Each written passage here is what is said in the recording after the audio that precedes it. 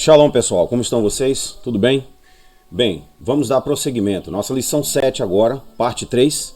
Nós vamos dar continuidade ao que foi abordado na lição 7, parte 2, a lição anterior. Nós vimos lá evidências, provas de que sim, a Septuaginta tem um conteúdo gnóstico, animista, panteísta.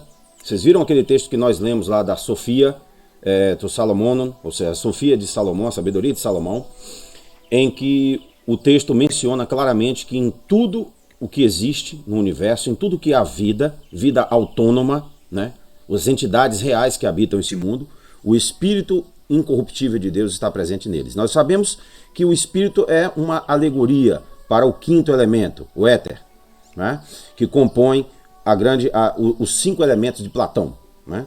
Então nós vemos que isso tudo é uma linguagem código, né, que revela algo muito mais profundo, muito mais científico e físico. Né? Eles se referem a entidades e a elementos que compõem a vida, que compõem o universo. Então nós observamos que esse conteúdo tem repercussões filosóficas, principalmente porque o glossário que está na Septuaginta foi o que fez com que o cristianismo se tornasse um movimento filosófico considerável.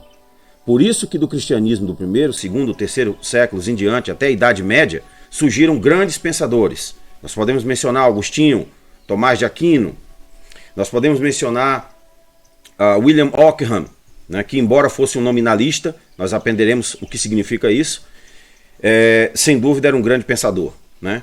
Nós iremos observar o debate dos universais. E vamos entender o que é uma sincategoremata e o que é uma categoremata. E por que esses conceitos gregos, que estão na Septuaginta, que estão no Novo Testamento, são importantíssimos para que a gente possa entender de fato o que é o cristianismo.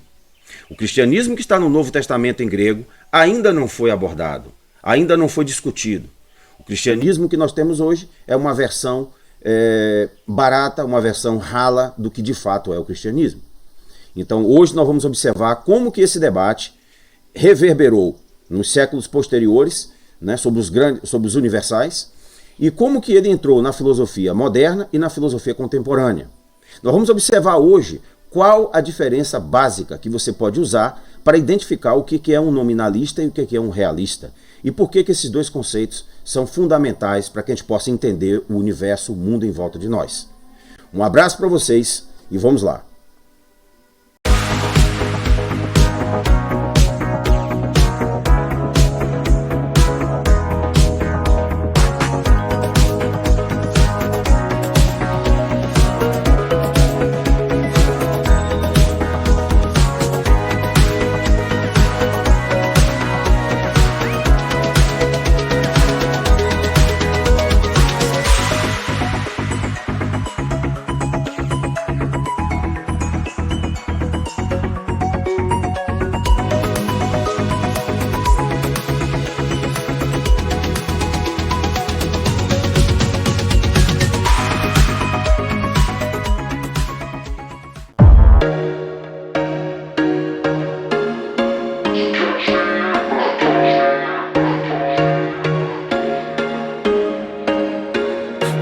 Once a day that I would pray for you, I'd go and misbehave just so you'd notice too. Sneaking looks up and down from across the room, and damn, what a hell of a view. I feel good, you look great, I like you, I can't wait. A first time, a first date, you're so fine, I'm so late. You sip wine, I drink straight, don't waste time to my place. I feel my heart erase, so catch me if I fall.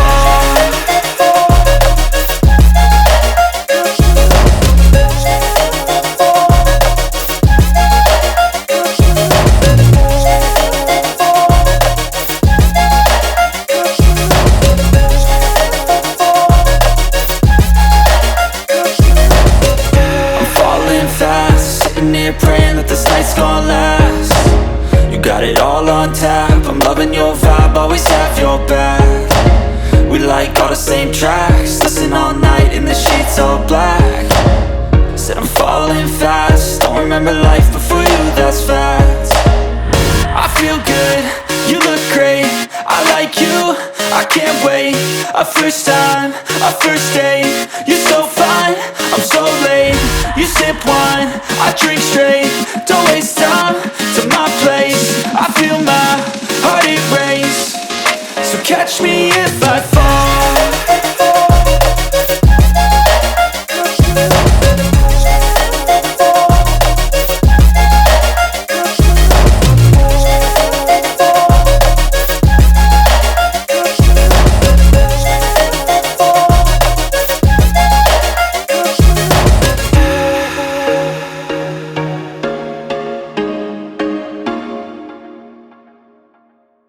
Então vocês, tudo bem?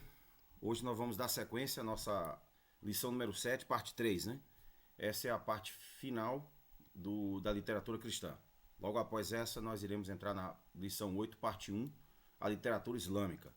Vamos considerar um pouco, conhecer esse mundo um pouco desconhecido para muitos, né, da literatura islâmica, né?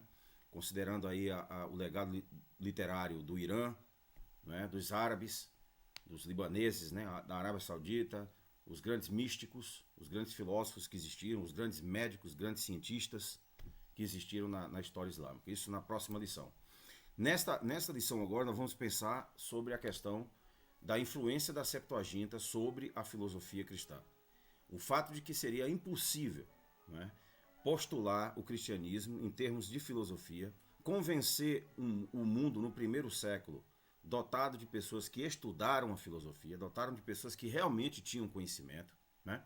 A ideia que passam para nós, baseada numa leitura simplística do cristianismo, né? Ou até mesmo do judaísmo, né? Existe uma tendência de simplismo, né? De simplificar as coisas.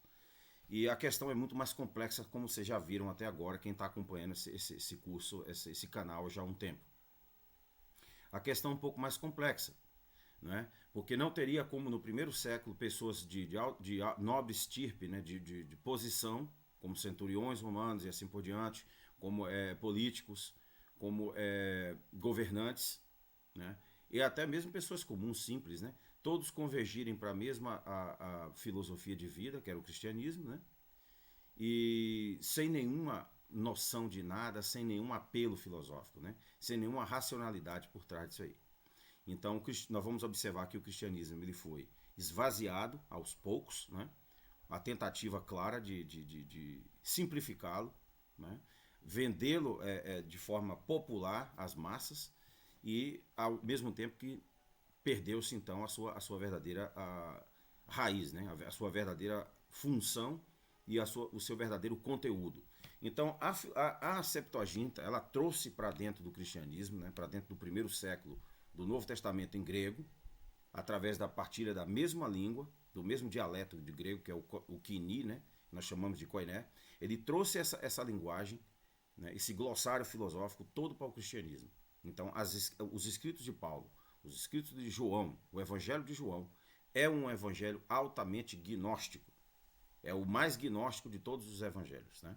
Por quê? Porque ele se baseia na literatura grega, ele se baseia no pensamento grego, e ele transmite o rabi judeu em uma linguagem que é uma linguagem universal na época, no primeiro século, que era o grego, né? Era a língua dos mais educados, não era a língua de todos, né? A língua comum, era a língua das pessoas que realmente tiveram mais acesso a estudo, mais acesso a conhecimento, tá bom? Então vocês observam que esse foi um dos grandes segredos do crescimento do cristianismo, né? E posteriormente do cristianismo tomar toda a Europa e praticamente todo o mundo ocidental, né? E até mesmo algumas partes do mundo oriental também, né? Porque existia uma convivência entre cristãos e islâmicos, existia uma convivência entre cristãos e chineses, né? Então existia uma expansão disso aí, com raras exceções. Bom, então Santo Agostinho de Hipona, né? Grande filósofo cristão, temas filosóficos de maior impacto, como a imortalidade da alma, né? Por que esse tema foi, quando se tirou a Septuaginta como sendo o texto fundamental para traduzir o Velho Testamento nas sociedades ditas cristãs, esse tema da imortalidade da alma ficou enfraquecido. Por quê? Porque a Septuaginta é pesada sobre esse tema, ela fala muito nesse tema, né? Todo o conteúdo da Septuaginta, o livro da sabedoria é um deles, é fortemente orientado à imortalidade, é fortemente orientado ao fato de que nós não somos só matéria, assim como afirmam os textos cabalísticos, né? Os textos cabalísticos falam taxativamente sobre esse tema, sem deixar nenhuma dúvida, Nós não somos só matéria, e tudo que nós estamos observando aqui pode-se dizer, uma ilusão de ótica, né?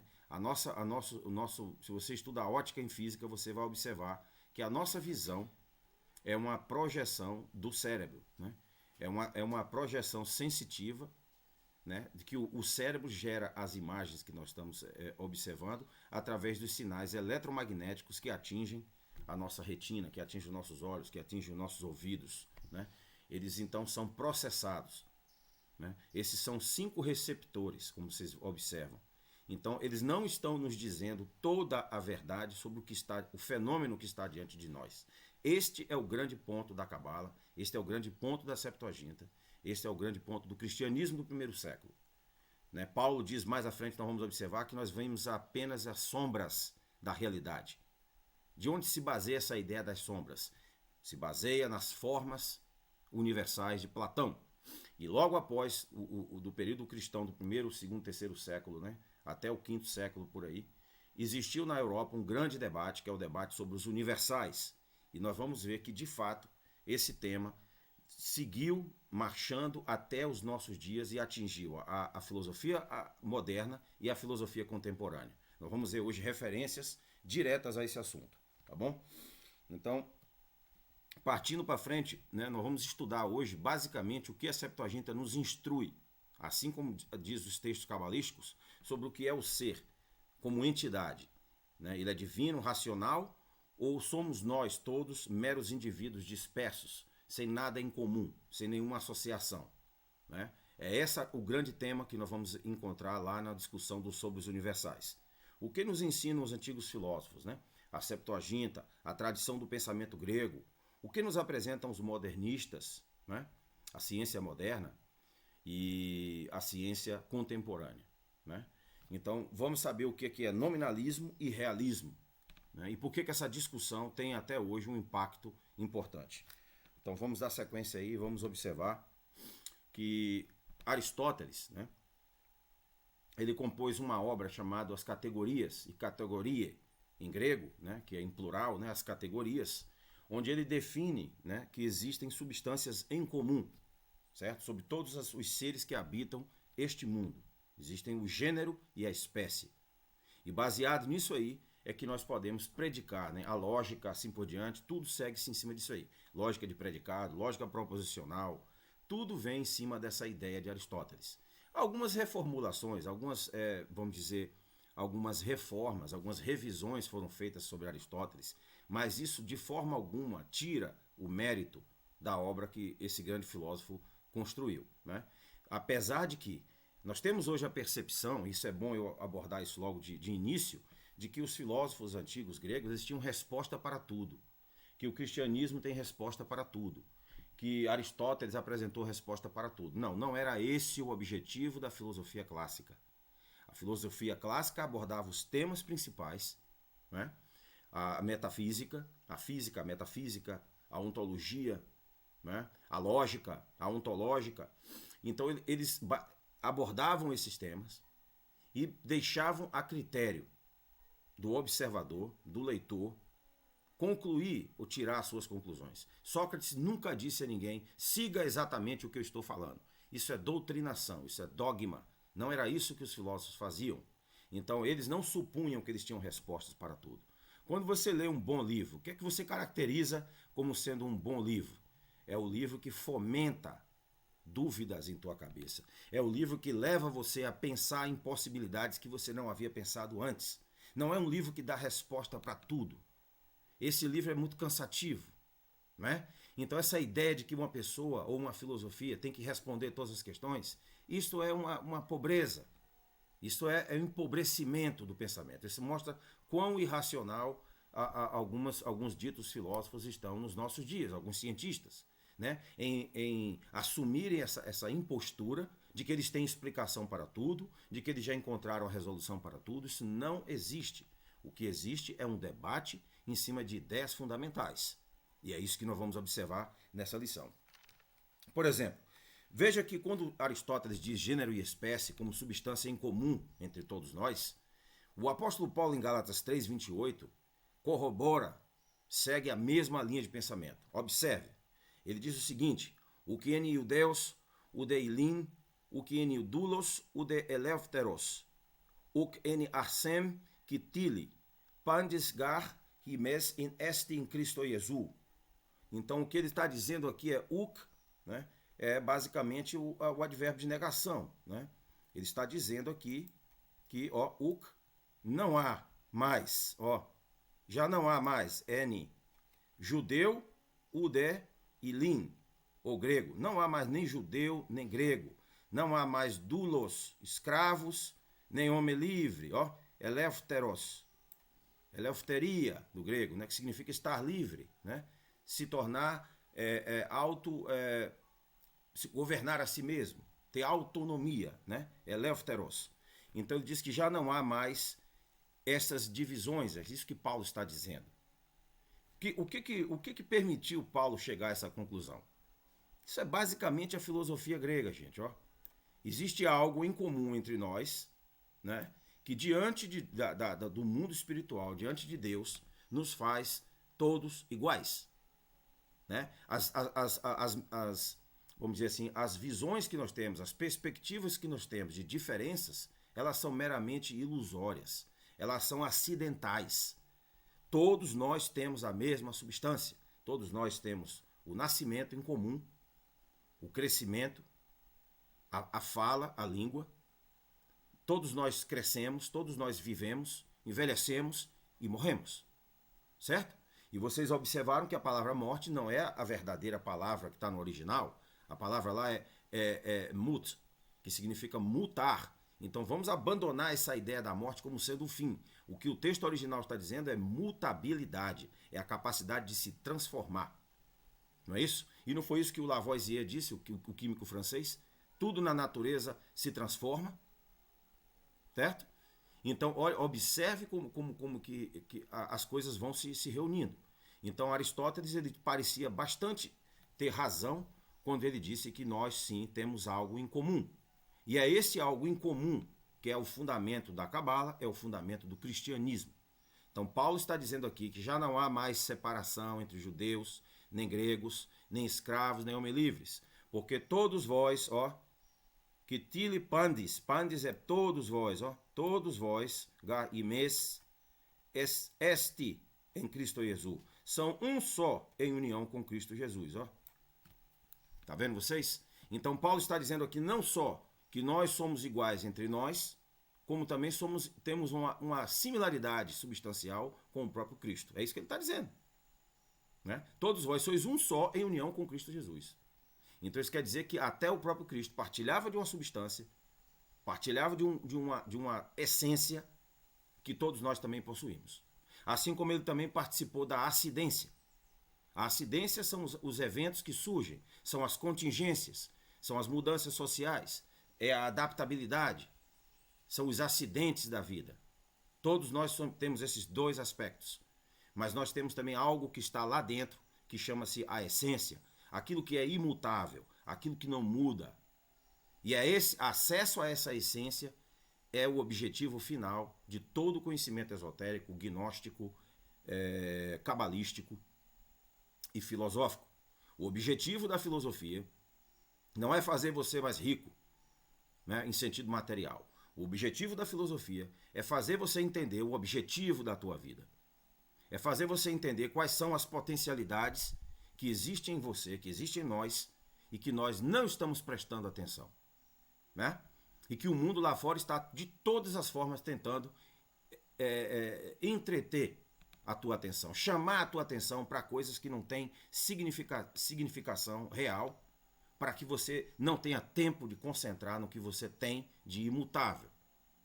Todos nós temos a capacidade de aprender qualquer coisa, todos nós temos a capacidade de nos desenvolver, de criarmos, de transformarmos o mundo. Todos nós temos essa capacidade. Só que nós somos doutrinados em acreditar, nós somos enganados, levados a crer que nós não podemos, que nós somos limitados, que nós somos miseráveis e assim por diante. Essa é a propaganda, né? Então nós temos o objetivo da filosofia é trazer atenção a esses grandes temas, que são os temas essenciais da essência divina. E é isso que esse grande filósofo Aristóteles trata na sua obra Categoria, e Paulo está mencionando em Gálatas 3:28. Então, já começamos com essa introdução básica, né? O livro de Macabeus, que fica na Septuaginta, Macabeus 4, né? Capítulo 1, na escritura em grego, em original, na Septuaginta, está escrita a seguinte passagem, observem.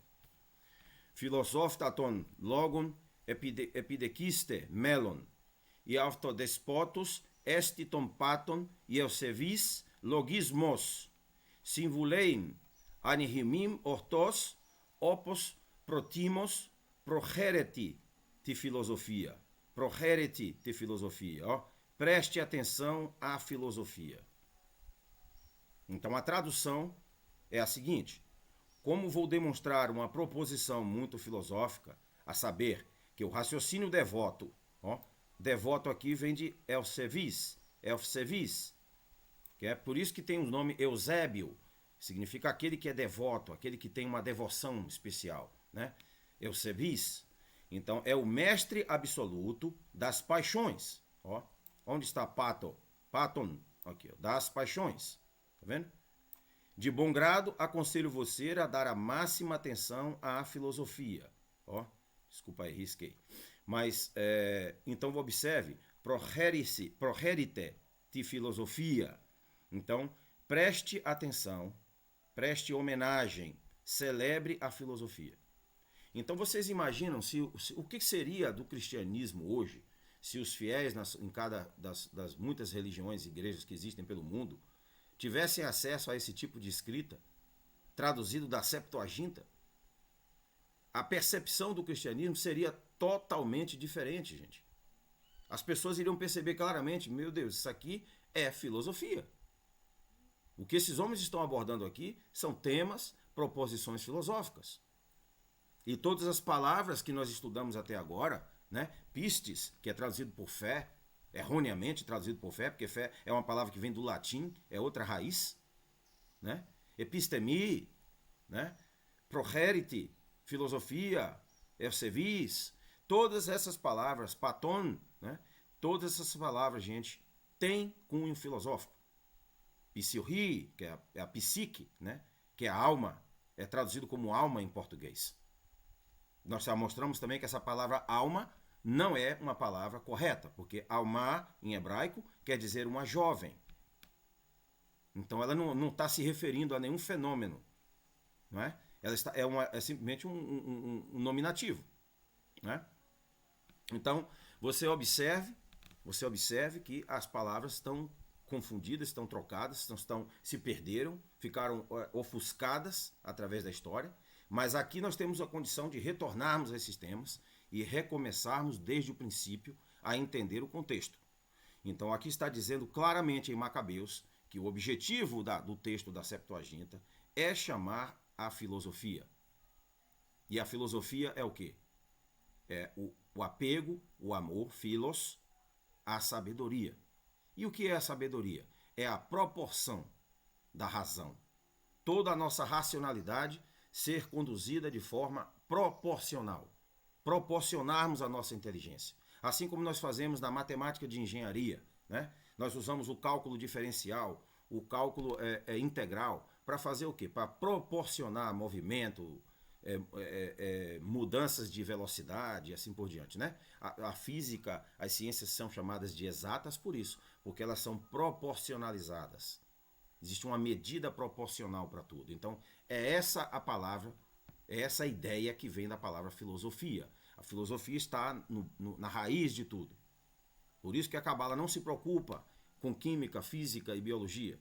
Ela fala desses temas dentro do contexto da sabedoria, da filosofia. Né?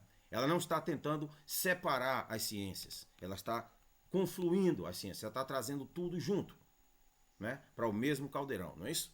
Então vocês observem que a Septuaginta tem sim esse aspecto filosófico, e essa herança, naturalmente, a partir do momento em que os apóstolos, Paulo principalmente, que escreveu a maior parte do Novo Testamento, nós sabemos disso, em 2 Coríntios 4,18, quando ele faz citação, ele cita textos diretamente da Septuaginta, como ele também faz alusão a ideias que estão lá na Septuaginta, sem mencionar especificamente o texto.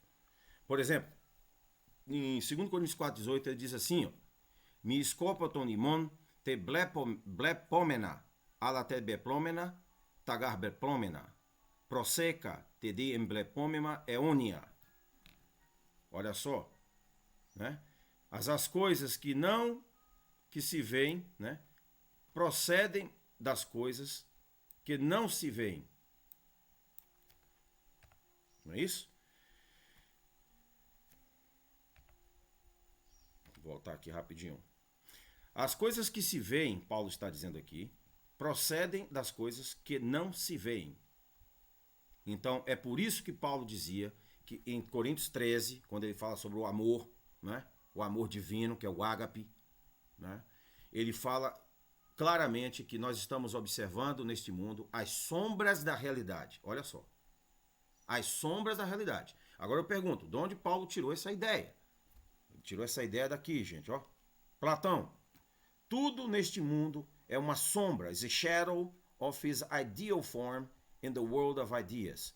Tudo neste mundo é uma sombra da sua forma ideal no mundo das ideias. Ó, existe um mundo das ideias, que Platão estava dizendo, onde estava tudo que está aqui nesse mundo. Tudo que está aqui nesse mundo é uma sombra, é um reflexo, é uma projeção, é um holograma. Nós vamos observar aí que isso já virou até uma teoria, né? Existem livros publicados, existem físicos que estão abraçando essa possibilidade de que o universo, na verdade, é uma grande simulação, é uma grande projeção, é um grande filme.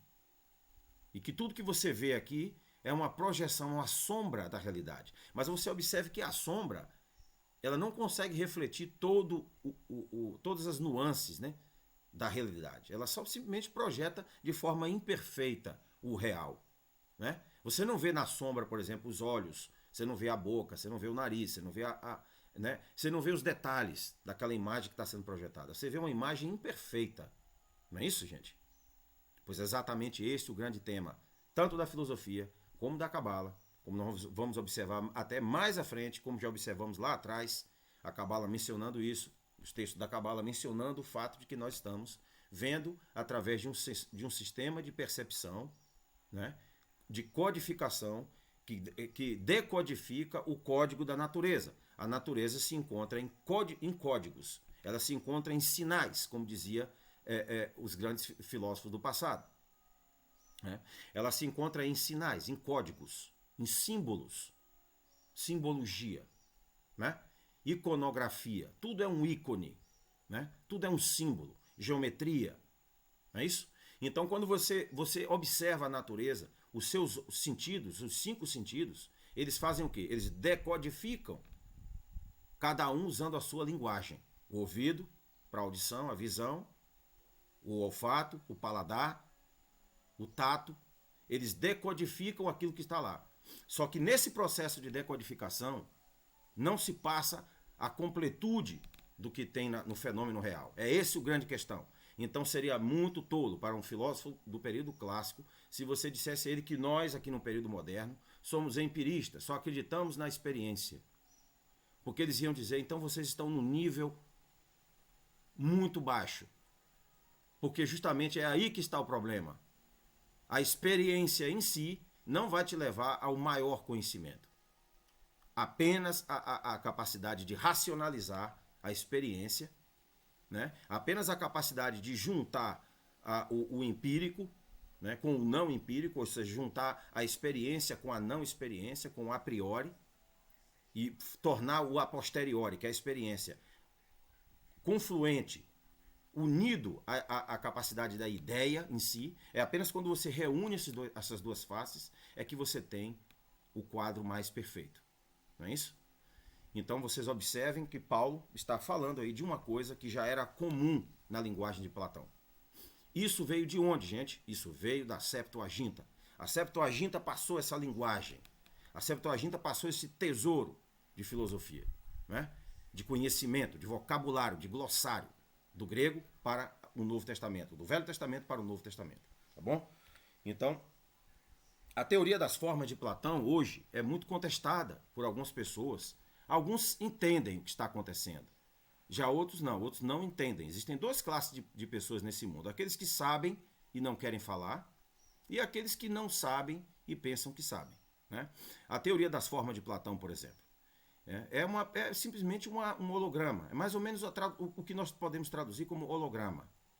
Você vê que a palavra hologramas vem do grego, né? Então é algo comum ao vocabulário grego. Você tem as formas mais altas, as formas maiores, né? Estão aqui. As formas perfeitas, que é o bem absoluto. E você tem os conceitos maiores, depois em sequência. Você tem o fenômeno inferior e você tem os indivíduos, que são os particulares. Ó. Tudo isso segue dentro de uma projeção. Certo, gente? Como se fosse a luz no prisma, né? A luz bate no prisma, né? E ele emite, então, outros códigos, né? Outras cores, outras formas e assim por diante. Então, é isso aí que, basicamente, Platão queria dizer com a teoria das formas. Tá bom? Então, resumindo, nesse sistema de Platão e no sistema que o cristianismo também herdou, certo? Diga-se de passagem, nós observamos como Paulo fala exatamente a mesma coisa que Platão dizia, em outras palavras, né? Nós temos aqui o não físico, nós temos aqui o não estendido, aquilo que não se estende, nós temos o eterno, o imutável, o perfeito e o necessário. Enquanto que no mundo da projeção, no mundo em que se projeta as ideias, que é o nosso mundo, nós temos o físico, o estendido, o transiente, o mutável, o imperfeito, o contingente. E nós sabemos que na filosofia e na lógica, né, na epistemologia, existem coisas que são necessárias e existem coisas que são contingentes. Existem coisas que são por si mesmo, né? Elas são imutáveis. Vamos dizer assim, como se fosse no cálculo diferencial integral, você tem as constantes, que são necessárias, e você tem o contingente, que são as variáveis. Se nós não formos capazes de entender isso aqui, essa realidade dual, essa dualidade, que existem duas faces, né? Para tudo que nós vemos no mundo, existem duas faces, existe o bom e o mal, existe o bem e o mal, existe o bonito e o feio, existe o alto e o pequeno, existe todas as concepções que nós temos em conhecimento são duais, dia e noite, perfeito e imperfeito, necessário e contingente, a priori e a posteriori, tudo é dual, gente. E essa dualidade não foi ainda superada. Já houveram diversos debates, então vamos observar isso aí na filosofia moderna até a filosofia contemporânea. Vamos observar o que disseram o ciclo de Viena, a escola de Frankfurt, que tentou aplicar essas ideias materialistas dentro da política, né? Vamos observar tudo isso. Isso tem reverberação para tudo na nossa vida. Isso não ficou só na discussão filosófica ou religiosa ou do cristianismo. Não, isso se expandiu para todo o mundo. Porque, como eu disse a vocês, estas são ideias universais. E é por isso que o grande debate medieval sobre os universais leva esse nome. Porque são ideias universais. Tá bom? Então aqui está o mundo físico, observável, e o mundo não físico, ao qual Paulo se referiu como as coisas que não se veem, as coisas que não observamos. Né? Porque o nosso olho, a nossa óptica, não está capacitada para decodificar tudo o que nós estamos observando. Tá bom, gente? Nós estamos em um plano dimensional. Nós estamos dentro de um esquema. E esse esquema é temporário. Esse esquema existe para que nós possamos avançar. Esse sistema não existe para te eliminar, para te destruir. Não, ele exige para te forçar a atingir a perfeição. Quanto mais você foge desse ciclo de evolução natural, mais sofrimento se abate sobre você. Tá bom? É essa a lógica da coisa. Então, por isso que algumas pessoas não entendem por que existe o sofrimento. O sofrimento vem em resultado da nossa própria incapacidade de evoluir. Quando nós não evoluímos, a natureza se certifica de nos forçar à evolução, de nos pressionar para a evolução. Né? Assim como a grama, você pode cortar uma grama quantas vezes você quiser, ela vai voltar a crescer de novo, não tem para onde correr. Não tem como você fazer. Se você tirar tudo pela raiz, vai passar um tempo, mas depois ela vai retornar de novo. Certo? Então você veja que existe sim uma força movendo a todos nós para frente, para a evolução. Então não vamos ficar parados em dogmas, Não vamos ficar estacionados em ideias imutáveis que não mudam nunca, ideias preconcebidas. Não. Vamos saber sim que o imutável existe, mas nós não estamos tendo pleno acesso a ele. Nós estamos no mundo da mutabilidade, da transformação. Então, quando as pessoas dizem, mas será que esse mundo das formas de Platão não era uma piada? Isso existia. Existia a forma do cavalo, a forma do homem lá em algum lugar no céu? Ora, gente, se vocês observarem, a maior parte dos grandes centros de pesquisa do mundo, a primeira coisa que eles fazem é construir telescópios. Telescópios de alta capacidade, de alta força, de alto poder. Por quê? Por que o Vaticano tem um telescópio chamado Lúcifer? Que Luciferus, em latim, quer dizer aquele que traz a luz. Né? Por que o telescópio foi batizado com esse nome? Porque ele está trazendo a luz, de fato. Ele está trazendo conhecimento. Só que esse conhecimento, claro, é passado em parênteses. Ele não é passado na sua inteireza, né? Então, existem segredos na vida. Nós sabemos disso. E esses segredos estão lá nos céus.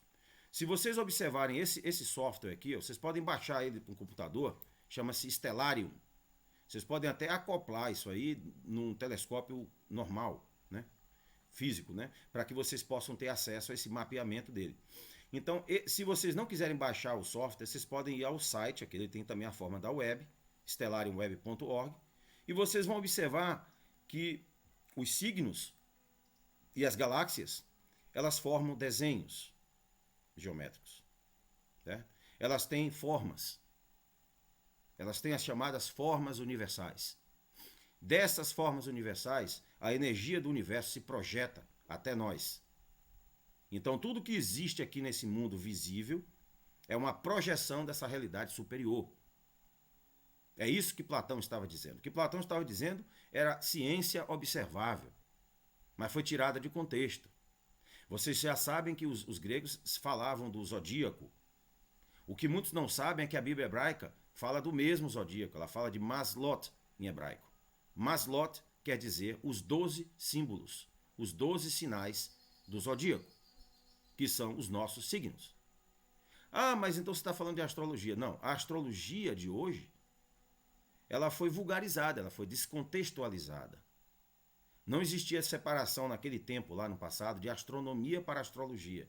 Eram todos a mesma ciência. Todos eram a mesma ciência. E esses desenhos, se vocês observarem com esse software, se vocês observarem com o telescópio, com o mapeamento dos céus, que pode ser adquirido na Amazon facilmente, vocês vão observar que tudo lá existem em formas no universo. Tudo são desenhos. Né? Tanto que quando o Apocalipse, lá na frente, João diz assim, e eu vi um sinal no céu. Algumas pessoas não entendem que sinal foi esse. A palavra que ele usou ali é Simeon, que é a mesma palavra em grego que Euclides usa na geometria dos elementos de Euclides. Simeon. Que quer dizer o quê? Um cálculo, uma projeção, um triângulo, uma forma geométrica que você vai analisar. Os elementos, por que são chamados elementos de Euclides? Por quê? Porque eles se referem a elementos que estão lá em cima, que são reais, que são as formas. Isso foi descontextualizado para tirar as pessoas de tempo. Certo, gente? Então, o mundo das formas de Platão e o mundo o conceito filosófico por trás disso aí é ciência. É ciência. Existe. Né? Nós só temos que acessar isso agora. Rever esse conhecimento. Né? Reabordarmos esse conhecimento agora dentro de um novo espírito, dentro de uma nova determinação. Para entender de fato o que esse grande filósofo estava tentando dizer. Né? E não descartarmos aquilo ali como sendo uma impossibilidade sem darmos a devida atenção ao tema. Né? De forma imparcial.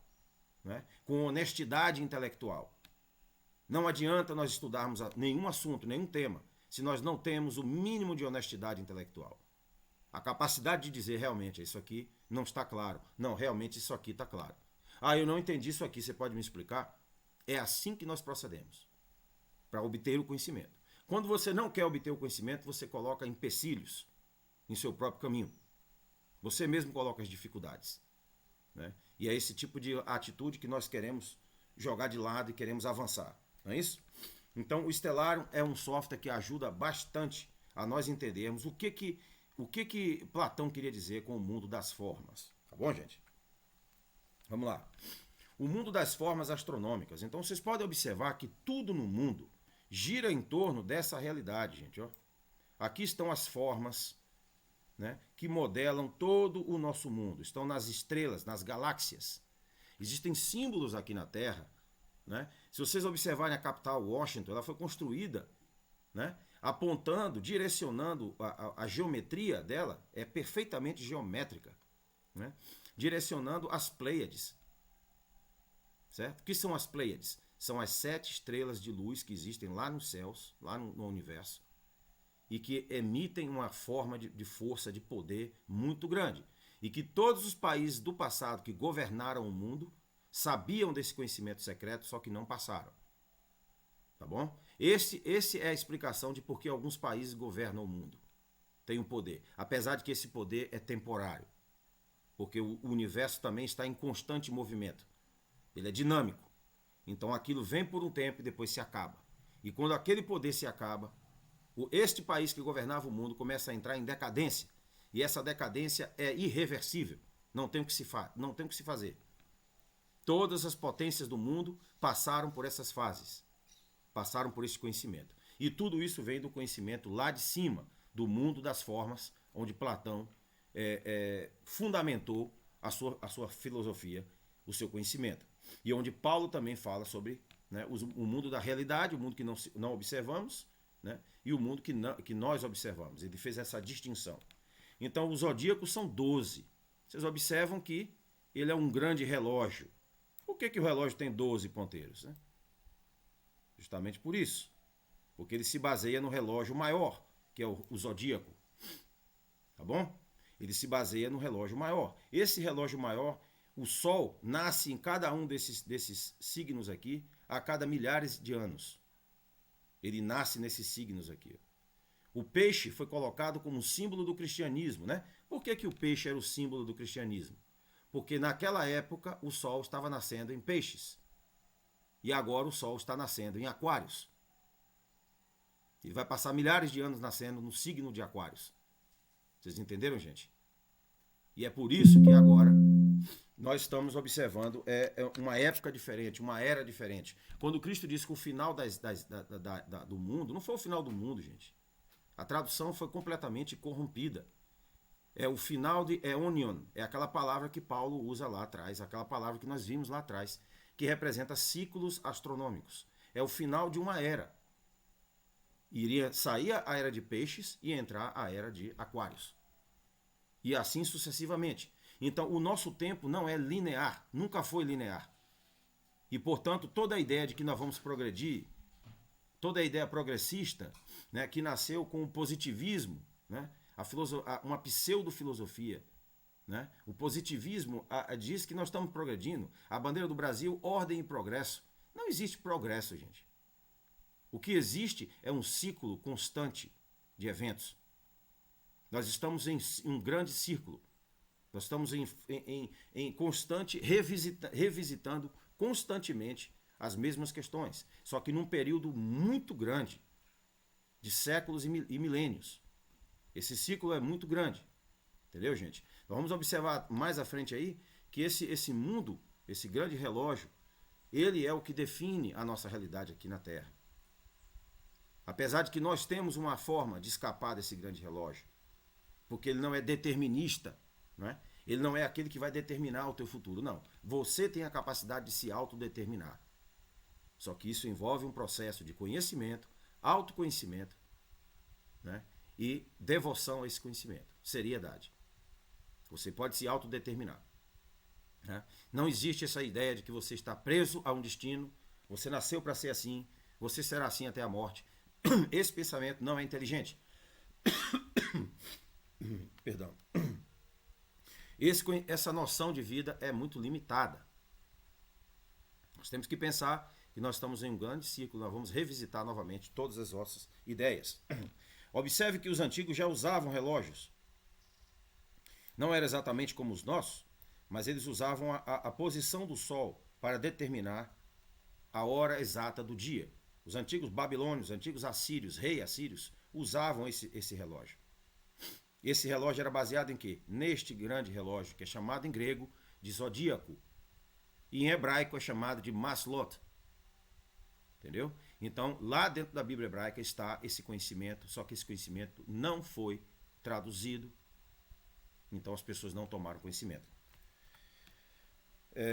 A Grande Yuga é um dos grandes sistemas do hinduísmo. Nós não vamos entrar aqui em detalhes sobre esse assunto, porque é um estudo muito extenso, envolve muita matemática, envolve muito conhecimento, né? Mas vocês lembram que, por exemplo, Daniel tinha uma estátua, né? Que a cabeça era de ouro, né? Os braços e os peitos eram de prata, né? Depois vem o bronze, né? E depois vem o ferro, e depois o ferro misturado com argila, né? Esse ponto aqui do ferro misturado com argila é essa parte aqui, gente, ó. É a parte mais baixa da Grande Yuga. Essa Grande Yuga dura milhares de anos.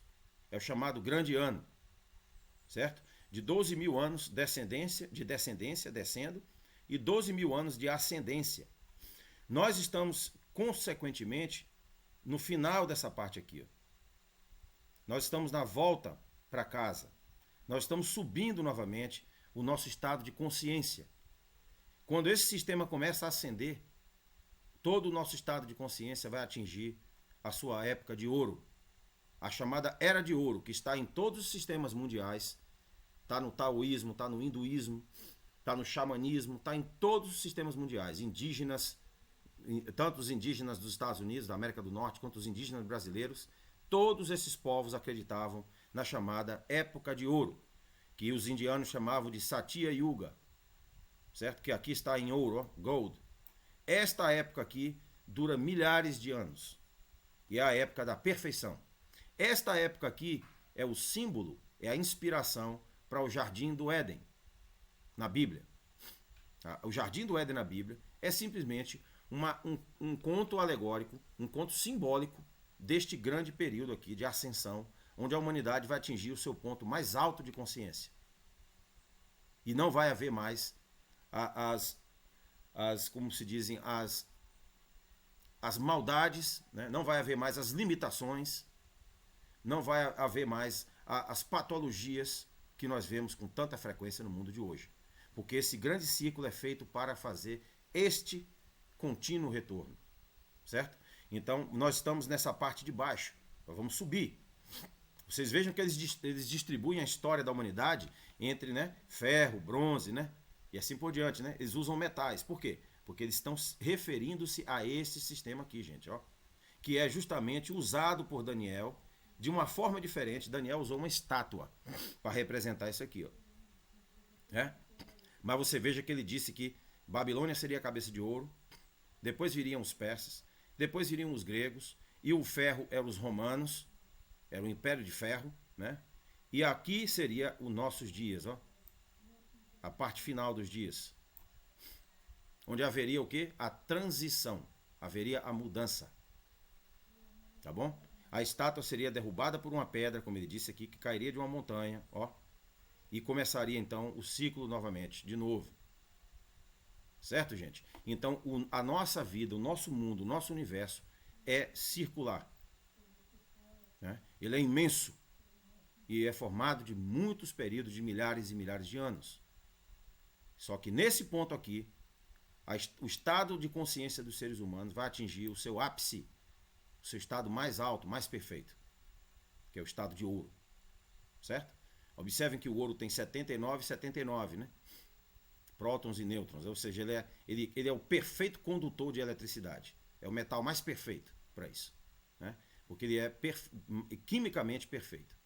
Então é nesse momento aqui que nós vamos atingir a época maior. É a época que a Cabala chama de a Idade de Ouro. Os indianos chamavam assim, e todos os povos antigos falavam isso. Então, o que implica essa declaração? Bom, Platão, ele tinha a ideia da essência, que vocês viram que era a forma, né? A forma original, lá em cima, né? Os desenhos, a forma geométrica original que inspira as formas que estão aqui na Terra, que são transientes, temporárias. Você veja que até a nossa gramática, existem os verbos transitivos e os verbos intransitivos. De onde vem essa ideia? Vamos nos perguntar. Vamos tentar juntar tudo. Gramática, filosofia, química, física, biologia, história, cabala, filosofia clássica, grego do Novo Testamento, grego da Septuaginta. Vamos juntar tudo isso. Todos eles estão batendo na mesma tecla. Por quê? Porque é fato que isso é uma realidade. Né? Uma realidade ainda não percebida por muitos, mas uma realidade que está atingindo o seu avanço. Essa realidade está sendo conhecida, está sendo transmitida por vários canais. O nosso canal aqui não é o único, existem muitos outros canais. Né? Eu decidi fazer esses canais em português porque eu queria que as pessoas tivessem acesso. Quem não tem acesso em inglês, quem não tem acesso em outras línguas, pudesse ter acesso também em português. Né? E reunir todo o material bibliográfico, toda a literatura, todo o conhecimento nesse canal, para que as pessoas tivessem esse conhecimento acessível. Então, Platão diz que existe o mundo das formas, onde está a nossa essência. Né? Ele tinha uma existência separada de suas manifestações individuais. Ó, então nós temos aí agora a ideia dos universais. Aquilo que se predica de todos os homens e aquilo que se predica de alguns homens. Então, na lógica, nós temos o sinal, né, de universalidade, o sinal de universal, e o sinal de individualidade. Este homem é isso, isso e isso. Ó, predicando algo sobre aquele homem. É um indivíduo, é particular. Todo homem é isso, isso e isso. Então nós temos aí a ideia do universal. Nós estamos incluindo todos eles na mesma predicação. Então isso está em todo o conhecimento. Tá bom, gente? Para quem não tenha atentado para esse fato ainda. Então, Sócrates e Platão concordaram, no entanto, que o conhecimento só poderia ser alcançado através da razão. Então, tudo que envolve paixões, tudo que envolve dogmatismo, tudo que coloca os sentimentos, o coração acima de tudo, não vai ser bem sucedido. Para atingirmos esse conhecimento, nós temos que nos desvencilhar dos nossos sentimentos egoístas. Nós temos que nos desvencilhar das nossas opiniões pessoais, que em grego é chamado de doxa, né? E nós temos que abraçar os fatos, o que de fato é. Nós não vamos conseguir mudar os fatos acreditando em fantasias, ou acreditando que as coisas são do jeito que nós gostamos, ou do jeito que nós queremos. Não é assim, gente. Né? Nós temos que seguir a razão. A razão deve ser o império sobre todas as nossas decisões. Então é isso que esses grandes filósofos estavam querendo dizer. Nós temos que nos esvaziar das nossas opiniões e buscar o conhecimento. Porque quando você está cheio de opiniões, você já não precisa de mais nada, porque o teu copo está cheio. Você não tem espaço para o conhecimento. Né? Existem pessoas que vivem de opiniões pessoais. Essa é a forma mais errônea que nós podemos ter de existência. Né? Então Aristóteles dizia, as categorias é a primeira tentativa de Aristóteles de delinear uma teoria do ser, além do foco central da obra, que é fornecer um relato das maneiras pelas quais pensamos sobre o ser e o ente. Ó. No total, há 10 categorias de pensamento sobre o ser, mas a cerne de sua teoria do ser começa com a primeira categoria, que é a categoria primeira, né? Categoria comum.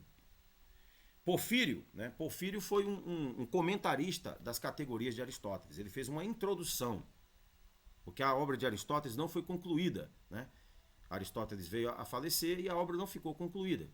Então ela não foi finalizada, ela não estava no seu estado perfeito. Né? Então Porfírio fez um comentário, né, nas Sagogê, comentando sobre essa grande obra de Aristóteles, que eram as categorias. Ele diz o seguinte, por exemplo, omitirei falar sobre gêneros e espécies, se eles subsistem na natureza das coisas, ou apenas em meras concepções. Se também subsistem, são corpos ou incorpóreos, e se estão separados ou nos sensíveis, e subsistem sobre eles. Pois tal tratado é muito profundo e requer muita investigação mais extensa. Então, quando ele pôs em dúvida, né, se ele colocou aqui a dúvida de se essas categorias, essas espécies e gêneros existiam de fato na natureza, ou eram apenas imaginações, eram apenas concepções humanas, criações da nossa mente, né? Então ele causou um grande debate, porque agora os filósofos da Idade Média, os filósofos cristãos, iriam se envolver nesse grande debate e iria dividir então entre dois grupos, os realistas e os nominalistas. Os nominalistas, né, acreditavam que isso era apenas palavra, isso é uma mera palavra. Nós não temos nada em comum entre um indivíduo e outro indivíduo. Eles não existem, não existe nada de real que faça com que eles tenham algo em comum. É tudo apenas palavras, né? Meras palavras, não é isso? E os realistas diziam não. Existe sim algo que nos permite classificar essa árvore individual como sendo aquela outra também uma árvore, a outra também de outra espécie é uma árvore, e todas elas são árvores. Assim como nos permitem também dizer que este indivíduo e aquele indivíduo têm algo em comum. Então os realistas eles focaram nesse aspecto, enquanto que os nominalistas eles acharam que isso era apenas uma abstração, não tinha sentido, não existia, né? E esse debate praticamente formou a nossa filosofia atual. Nós ainda estamos nos requisitos dessa discussão, porque eu vou mostrar para vocês aí na frente que o Quine, um dos grandes filósofos americanos, ele aborda isso na sua obra. Eu vou mostrar para vocês. Vamos lá. Então, as grandes eras, né, que é Aeonia em grego, né, que são as eras astronômicas, né, segundo os antigos, tinha a sua forma de ouro, né, tinha a sua forma, e elas estão, observe, sua forma de prata, bronze, ferro, e aqui embaixo a mistura de ferro com argila, né? Então, desde a antiga Babilônia até os medo-persas, os gregos, os romanos e o nosso mundo atual, todo esse sistema aqui, gente, ó, está baseado neste grande cálculo aqui. Este é o segredo dos profetas. É por isso que os profetas podiam, é por isso que Daniel podia dizer, ó, depois desse império vai vir esse império, depois vai vir outro império que vai derrubar esse outro, e depois vai vir outro em sequência. Vocês entenderam, gente? Não é porque ele teve um sonho de noite, não. Isso existia uma ciência, existia um cálculo que permitia fazer o cálculo exato de quando cada era duraria e como que esse cálculo era reproduzido no aspecto do mundo real, na política, nos impérios que governam esse mundo. Observe que nada está aqui de nada, por nada. Tudo tem um fundamento no mundo espiritual. Tudo tem um fundamento no mundo que não se observa, no mundo que não se vê, né? Então, vejam que a profecia é, sim, racionalidade. Vocês vejam que a palavra que Isaías, eu li isso para vocês lá no passado, na Bíblia hebraica, o livro de Isaías, capítulo 1, versículo 1, começa a profecia de Isaías dizendo Razon Hayeshayahu, ó, razón, da onde vem a nossa palavra razão, da onde vem a palavra em espanhol razón, la razón, vem de razão no hebraico. Então isso quer dizer que Isaías não estava falando de crenças, de credulidades, como eles tentam passar para a gente hoje. Ele estava falando de uma razão, de um cálculo geométrico. Eles tinham esse conhecimento, certo? E nós fomos excluídos desse conhecimento. Então, é simplesmente isso, né? Se nós voltarmos a confrontar esse conhecimento, nós voltarmos a abraçar essas ideias, esse conhecimento vai retornar naturalmente, nós vamos poder, sim, imaginar o que vem depois, baseado no que nós estamos observando neste momento, agora, baseado nesse sistema de conhecimento antigo. Vocês vejam que existiram vários sábios, né, desde a Índia, a China, a outros países no mundo, nas civilizações, que tiveram essa capacidade de prever o futuro, essa capacidade de dizer o que iria acontecer, né? Então, isso não é algo para se assustar, né? Então, nós temos aqui a Idade de Ouro, né? A época de ouro, onde o estado de consciência chega ao seu clímax, como eu mostrei lá atrás, cessam os conflitos e impera a felicidade. Esse é o período de absoluta paz, de harmonia entre a humanidade, né? É esse período aqui, porque o estado de consciência das pessoas vai ser elevado de uma forma ou de outra. Não tem como. O sistema de cima é mais forte do que o sistema de baixo, certo? Depois você tem o sistema de prata. Ainda se faz presente a felicidade e a harmonia, porém em um nível mais instável. Ainda há um certo nível de instabilidade, ó, na prata, podendo se observar conflitos iniciais. Depois nós temos a fase de bronze, que já está descendo, né? A humanidade, esquecendo-se de seu passado glorioso, afunda, ó, em amnésia. Você veja que quando Sócrates disse, né, que nós temos duas partes na nossa mente, que é a amnésia e a anamnésia, é justamente isso aí que ele estava se referindo, gente, ó. a capacidade da gente lembrar quem nós somos de fato, né? E a capacidade de esquecer quem nós somos de fato e afundarmos em conflitos, em contendas, em guerras, em inimizades. Esse é o grande fato da vida.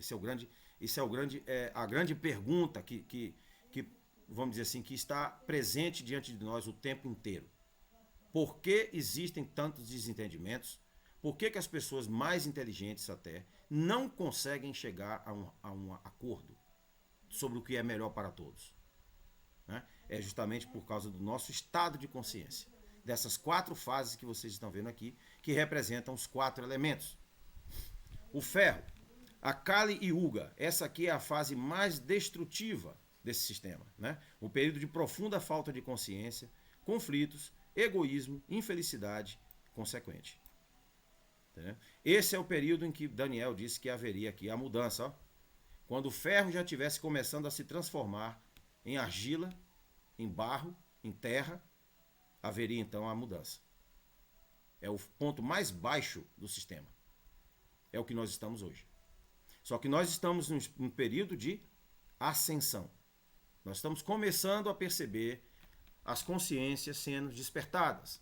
Nós estamos conseguindo observar países acordando para a realidade e se desvencilhando dos seus algozes, se desvencilhando das coisas inúteis que não servem para nada, que apenas foram usadas para nos manter a todos divididos.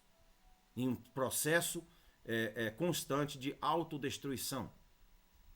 Né? Porque se nós vivemos em uma sociedade em que existe destruição em 5% dela, as chances são de que esse 5% amanhã vai virar 15%, vai virar 20%, vai virar 30%, e a sociedade em si vai deixar de existir.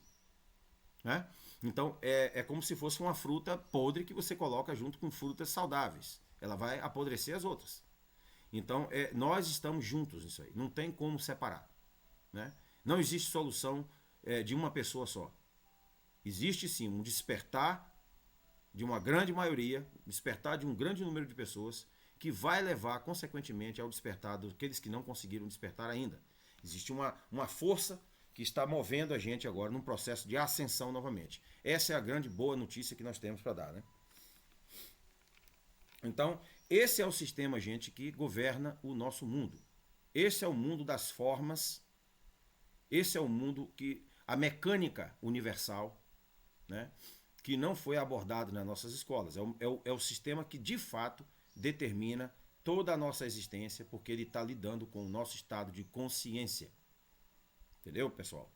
Então, vocês observem que, se vocês já ouviram falar, Fred Alan Wolf, que é físico, né, ele conseguiu, de forma bem sucedida, juntar a física com a cabala. Ele conseguiu encontrar ali as similaridades, né, como nós estamos fazendo aqui. Ele conseguiu dar nome aos bois, como se diz no popular, né? Ele colocou os pingos nos is, né? Ele deu realmente essa perspectiva na cabala. Ele encontrou lá um sistema que realmente consegue fornecer respostas mais satisfatórias do que a ciência em si. A ciência em si até agora não deu respostas satisfatórias sobre o que de fato é a nossa vida, quem de fato somos nós, qual o objetivo da nossa existência. Enquanto que a cabala tem uma abordagem mais fácil de ser adquirida, mais fácil de ser compreendida. Né? Ele escreveu esse grande livro aqui, o Star Wave, Mind, Consciousness and Quantum Physics. A física quântica, 1984, né? A mente, a consciência e a física quântica. Então ele conseguiu ver na cabala a inspiração para escrever essa obra aqui, que é um livro maravilhoso para quem gosta de se aprofundar no assunto, para quem gosta de ter uma visão mais ampla até do que nós estamos dando aqui nesse curso. Essa é uma grande leitura, essa é uma leitura obrigatória. Esse cara foi simplesmente sensacional, ele foi muito feliz aí na abordagem dele, e ele conseguiu entender o sistema como sendo um todo. Né? A nossa consciência, a física quântica, tudo está relacionado. Nós somos física quântica. O nosso corpo é formado de partículas visíveis e invisíveis. Ou seja, as partículas não são visíveis, mas os tecidos que elas formam são visíveis. Nós podemos observar o corpo. Mas existem partículas que não são visíveis nem com o microscópio. Existem partículas que são infinitamente invisíveis. Existe uma sequência de partículas, né? Uma cadeia, que são as subpartículas, e aí vão em diante. Então você observe que, de fato, quando os antigos disseram que as coisas que se veem procedem das que não se veem, é porque esses homens sabiam disso aí, gente. Eles tinham conhecimento disso. Nós não estamos vendo a nós mesmos na nossa própria inteireza. Nós estamos vendo parcialmente o que nós somos. Os nossos sentidos não nos permitem ver além do que está aqui determinado para ser visto. É um processo temporário e esse processo vai passar. Bom, outro autor e pesquisador foi o Michael Talbot. O Michael Talbot foi o autor dessa obra também maravilhosa, que ajuda a entender as formas de Platão sobre uma nova perspectiva, né? The Holographic Universe, o universo holográfico. Então, ele menciona que nesse livro aqui, né, que o universo é simplesmente uma projeção. Ó, é uma projeção do mundo real aqui para o mundo das sombras, para o mundo passageiro, o mundo transitório, enquanto que esse seria o mundo intransitório, seria o mundo que não faz transição. Ele permanece como essência, ele permanece íntegro, ele não muda, ele é necessário, ele não é contingente. Então essa é a ideia por trás desse livro aqui, ó, o universo holográfico. Ele foi um autor americano de vários livros, destacando paralelos entre o misticismo antigo, ó, observem, e a mecânica quântica, defendendo um modelo teórico da realidade que sugere que o universo físico é semelhante a um holograma baseado nas pesquisas e conclusões de David Bohm, né, e de Karl Pribben. Então vocês observem que este estudo já está em voga, já está em conhecimento há muito tempo. Né? No início do século XX, os grandes cientistas físicos, né, ingleses, alemães, noruegueses, entre eles Heisenberg, né? Heisenberg foi um dos grandes físicos alemão. Eles entenderam que a física era simplesmente a ponta do iceberg. Ela não era tudo. Existia um outro sistema muito mais amplo, que era a física quântica, né? Que é o mundo quântico, e que esse mundo não é exatamente como nossas leis físicas estão imaginando que sejam. Eles são muito mais dinâmicos, são muito mais complexos. Então, isso nos mostra assim, que nós somos formados de uma estrutura atômica, nuclear, ou conforme nós queiramos colocar, muito complexa. Então, nada indica, nada sugere nesse sistema que nós somos pessoas passageiras que vão acabar e assim por diante. Não, nada disso aí sugere. Então, quanto nós ampliamos a nossa leitura, nosso conhecimento, mais nós vamos ter a certeza de que existe sim algo muito maior em nós que nós não estávamos apercebidos. Vamos lá. Então, o que é a essência, né, que os antigos filósofos se referiam? Em metafísica, a essência, do termo latino essentia, de uma coisa, é constituída pelas propriedades imutáveis, ó, da mesma, que caracterizam sua natureza. Ó. Esta é a essência. Dio epiphysis archi que toistekion, que dinoia, que ni proáfisis, que ousia. Ousia é a substância. Ó. Ousia, essa é a palavra que Platão usava para a substância, a essência, né? A essência primeira, não é isso? A essência que nós temos em comum, cada um de nós temos em comum uns com os outros, né? E que o realismo admite isso e o nominalismo negava na Idade Média. Então, vamos observar. Que tu eneca, polonga que tu ginone, tesis ginesius. Ginesius é a energia ginética, o movimento, né? Archi taiaton kiton kalon. Então aqui está o que disse Aristóteles na sua Metafísica, livro 5, seção 1013, parte 20. Certo, gente? Ele disse que a ousia, né, a essência nossa, a substância primeira, a essência verdadeira nossa, ela não é aquilo que apresenta-se na kinesis, ou seja, no movimento. Ela está, assim, sem o movimento. Ela é a parte que não se move. Ela é a parte que não se transforma. Ela é a parte que não muda, não se ela é correspondente ao cálculo, né? No cálculo diferencial, ela corresponde à as constantes. Né? Nós estamos aqui na percepção das variáveis, que é a contingência, mas nós não estamos totalmente apercebidos daquelas coisas que não mudam, que são as constantes. Então, todo o nosso conhecimento, gente, não tem como nós escaparmos, está preso a essa noção grega de dualismo. Né? Então, em Platão, na Septuaginta e no Novo Testamento, o termo ousia refere-se à essência de cada indivíduo, a qual é partilhado por todos como algo comum. Quando você começa a estudar gramática, a primeira coisa que você vai saber é o que é um substantivo, né?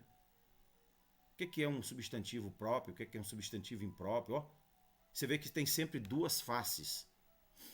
Todo o nosso conhecimento na gramática, na lógica, na física, na biologia, na sociologia, todo ele está recheado de conteúdo da filosofia clássica grega. E o Novo Testamento não é exceção a isso, ele é parte integral disso aí, e a Cabala também pertence a esse mesmo sistema.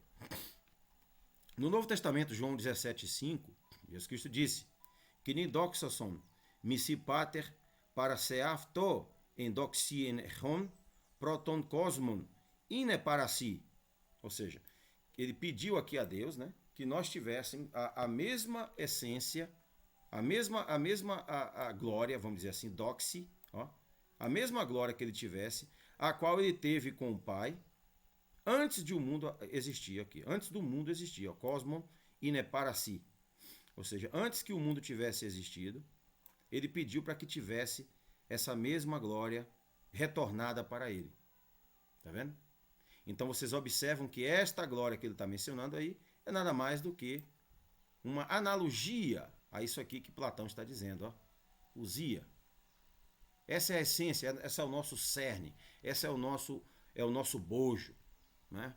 É o nosso core, como se diz em inglês, né? É o nosso conteúdo mais profundo. Essa não muda. É isso, gente. Nós podemos mudar no mundo da acidência. Hoje você é um professor, amanhã você é um mecânico, amanhã você é um político, amanhã você é isso, você é aquilo, amanhã você está desempregado, amanhã você está empregado. Essas acidências não estão relacionadas à nossa essência. A nossa essência está lá dentro do nosso inconsciente, né? E nós não estamos tendo total acesso a ela. Ela se manifesta de forma muito natural durante os sonhos proféticos, em que você vê coisas que ninguém consegue explicar, coisas que não aconteceram na tua vida ainda, mas que irão acontecer. Eu tenho certeza que isso não acontece só comigo, isso não acontece só com algumas pessoas. Isso acontece com a maior parte das pessoas. Só que nós esquecemos, quando a gente desperta, né? A gente esquece. Parmênides, filósofo grego, ele dizia isso. Ela desperta durante o nosso sono e durante o nosso estado de desperto, ela dorme. Ó, é um mundo dual. Você está vendo que é um mundo dual. Enquanto nós estamos despertos, ela está dormindo. O nosso inconsciente. Quando nós caímos em estado de inconsciência, ela desperta. E aí você tem os sonhos. Só que você não lembra de todo o sonho. Você só lembra de parte dele. Porque você fez muito mais. Você viajou no tempo e no espaço. Você viajou entre dimensões. Você viu coisas que você não tem a mínima ideia. E quando você retorna, esse retorno é tão rápido que você esquece. Tá bom, gente? É mais rápido do que a velocidade da luz, vamos dizer assim. Tá bom?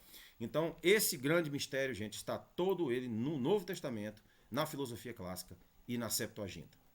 Bom, o debate sobre os universais. Os filósofos do período medieval, eles disseram o seguinte na Idade Média, né? Na introdução às categorias de Aristóteles por Porfírio, que é chamado de Isagoge, né? Ele diz o seguinte, ó: "De generibus specibus illud quidem sive subsistent, sine inudes intellectibus posita sunt, sine substantia corporalia sente incorporalia, et utrum separata et sensibulus in insensibulus, posita et circa aia constantia, dicere recusavo, altissimum mysterium est, ujus modi et majores indigens inquisitiones." Ou inquisitiones. Então vocês observam que em latim ele disse o seguinte: "Evitarei investigar se gêneros e espécies existem em si mesmos ou como meras noções do intelecto, ou se tem uma existência corpórea ou incorpórea, ou se tem uma existência separada de coisas sensíveis, ou apenas em coisas sensíveis. É um mistério bastante profundo que requer uma investigação quase completa, mais completa do que do presente. Então, esse foi o comentário que Porfírio fez e que deixou as pessoas, os filósofos, assim, perplexos. Né? Eles disseram, mas não foi essa a ideia do cristianismo, gente? Não era isso que Paulo disse lá? Não há mais divisão entre judeus e gregos, entre escravos e homens livres, todos vós sois um só em união com Cristo. Quando Paulo disse isso, ele estava se referindo a quê? Ele estava se referindo à essência. Ele estava falando a um público que conhecia Platão, conhecia Aristóteles, estudava isso nas escolas. As categorias de Aristóteles eram estudadas nas escolas do Império Romano. Né? As elites romanas estudavam Platão e Aristóteles, e os estoicos. Né? Existiam esses 3 ramos de filosofia clássica. Então, vocês observem que essas pessoas sabiam o que Paulo estava dizendo aí. É por isso que as classes mais nobres de Corinto, de Éfeso, né? De Colossos, a carta aos Colossenses, né? De Tessalônica. Você vai lá em Tessalônica hoje na Grécia, você vai encontrar os prédios cristãos, as igrejas antiguíssimas do tempo de Paulo. Por quê? Porque essas pessoas entenderam que Paulo estava falando de filosofia. Elas entenderam que o Cristo estava falando de filosofia. Cristo não estava iniciando uma religião. A religião é a forma como foi apresentada para nós. Aquilo era algo muito mais, muito maior, muito mais amplo, certo? Vamos dizer assim, camuflado em uma roupagem, né, de religião, mas no fundo, no seu mais íntimo, é uma filosofia clássica. Então vocês observem que essa observação de Porfírio gerou o grande debate da Idade Média, né? E aí nós vamos ter grandes nomes aí nesse debate que nós vamos observar. O nominalismo. Bom, na metafísica, o nominalismo é a visão de que os objetos universais e abstratos não existem de fato, mas são apenas nomes e rótulos. Existem pelo menos 2 versões principais de nominalismo.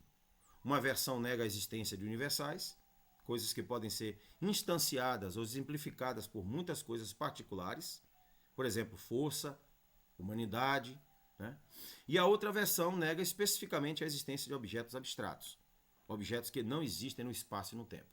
Então é daqui que surge a ideia, né, do chamado ceticismo moderno, que já não corresponde à skepsis dos antigos gregos, dos antigos cristãos. A skepsis, da palavra grega, vem a nossa palavra ceticismo, ser cético, né? Não é hoje interpretada na sua luz completa.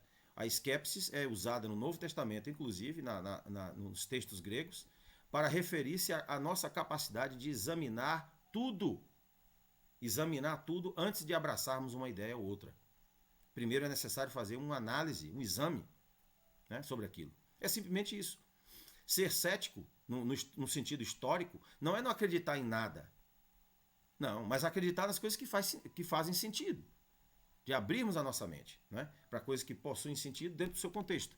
Então, o nominalismo, ele dizia que esse algo em comum, essa essência em comum, não existia, era apenas palavra. Né? Era apenas o nosso vocabulário, vamos dizer assim, nossa própria criação. Enquanto que os realistas diziam, não, existe sim uma essência em comum que me faz com que eu diga que esta pessoa é um ser humano, aquele outro é um ser humano, este indivíduo é um homem e aquele outro indivíduo é um homem. Essa indivíduo aqui é uma mulher e aquela outra também é uma mulher. Elas são mulheres. Este animal aqui é um cão e aquele outro é um cão. E aquele outro é um gato. E aquele outro também é um gato. Então existe algo em comum entre essas espécies de gêneros que nos permitem predicar tudo. Você imagina como que um delegado conseguiria fazer uma investigação se ao invés, se, por exemplo, um crime foi cometido por um homem e a pessoa dissesse que foi uma mulher? Quando vocês acham que essa investigação chegaria ao fim? Nunca. Porque a predicação é importantíssima para o nosso conhecimento. Nós não podemos obter conhecimento sem essas substâncias, sem esse fenômeno em comum que nós temos. Não haveria como alcançar nenhum conhecimento. Todo o conhecimento que foi construído até hoje, ele cai por terra se nós nos abstrairmos dessas ideias, né? Se nós nos desvencilharmos desses conceitos clássicos. Não tem como. Nós vamos destruir todo o conhecimento, certo? Porque as coisas vão perder o sentido em si. As coisas vão ficar relativas. O bem e o mal vai se tornar relativo. É por isso que no nosso tempo hoje, nós estamos vendo esse relativismo moral, né? Nós estamos vendo pessoas inocentes sendo punidas como pessoas culpadas. E pessoas culpadas usufruindo a vida como se estivessem aptamente inocentes, né? Qualificadas como inocentes. Entendeu? Nós estamos vivendo uma inversão de valores. Por que inversão de valores? Porque os valores verdadeiros, os valores baseados no conhecimento clássico, filosófico, estão sendo retirados de nós aos poucos. Se nós não despertarmos, se nós não abrirmos os olhos, nós vamos contribuir para o fim desse conhecimento. Isso não leva muito longe. Então, observe que os principais nominalistas medievais, né? Entre eles, gente, existiam até franciscanos, né? Jesuítas e assim por diante. Os cristãos filosóficos estavam nos monastérios na Europa, né? Então, na filosofia medieval, o filósofo e teólogo francês Roscelinus, né? Roscelin, como se chama em inglês, de 1050 a 1125, foi um dos primeiros proeminentes proponentes do nominalismo. Ele dizia que essas noções aí não existem, né? Não existem. Então, automaticamente daí infere-se que não há Deus, não há vida após a morte, não há alma, nós somos só matéria. Daí alguns concluíram isso aí, desse tipo de conjectura. Então as ideias nominalistas podem ser encontradas na obra de Pedro Abelardo e atingiram seu florescimento com William de Ockham. Inclusive William de Ockham propôs um sistema lógico que é chamada a navalha de Ockham, né, para que você possa então facilmente debelar qualquer tipo de realismo, qualquer tipo de ideia que não seja proposta, que não seja aceita pelo sistema dele. Então, o que foi nominalista mais influente e completo da história, né? A versão do nominalismo de Abelardo e Ockham é, às vezes, chamada de conceitualismo, que se apresenta como um meio termo entre o nominalismo e o realismo. O conceitualismo vem dos estoicos, né? O conceito já é uma ideia diferenciada, né? É a ideia de que um símbolo representa aquela ideia e assim por diante, mas não está distante não do que diz a Cabala, não está distante do que diz o nosso contexto aqui de discussão, certo? O problema é que eles ficavam variando de um ponto para o outro, existia uma grande flexibilidade, né? Porque ao passo que eles descobriam que aquela ideia não fazia completo sentido, eles tentavam reformar essa ideia de uma outra forma, né? De uma outra maneira.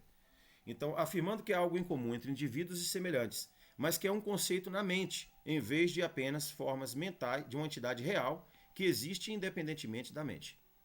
Ockham argumentou que só existiam indivíduos e que os universais eram apenas formas mentais de se referir a conjuntos de indivíduos, né? Nós vamos observar que isso não faz sentido, gente. Se nós pararmos para pensar, isso não faz sentido. Todo o nosso conhecimento cai por terra se nós já acharmos que indivíduos não possuem algo em comum, algo que pode ser predicado de um e de outro, né? Estes são homens, estas são mulheres, estes são cães, estes são gatos, estas são árvores. Se você não consegue imaginar que duas espécies diferentes de fruteiras, né, sejam categorizadas universalmente como árvore, então você perde a noção de conhecimento. Como é que vai ficar a botânica nesse sentido? Hã? Fica difícil, né? Então, eu mantenho, escreveu ele, que o universal não é algo real e que existe apenas em um sujeito, mas que ele tem um ser apenas como objeto de pensamento na mente, objectivum in anima, objeto na alma, né? Como regra geral, Ockham argumentou contra a suposição de qualquer entidade que não fossem necessárias para as explicações. Assim ele escreveu: não há razão para acreditar que existe uma entidade chamada humanidade que reside dentro, digamos, Sócrates, e nada mais é explicado fazendo essa afirmação. O princípio de que a explicação de qualquer fenômeno deve fazer o mínimo de suposições possível, né? E os críticos argumentam que as abordagens conceitualistas respondem apenas à questão psicológica dos universais. É o psicologismo, né, que surgiu.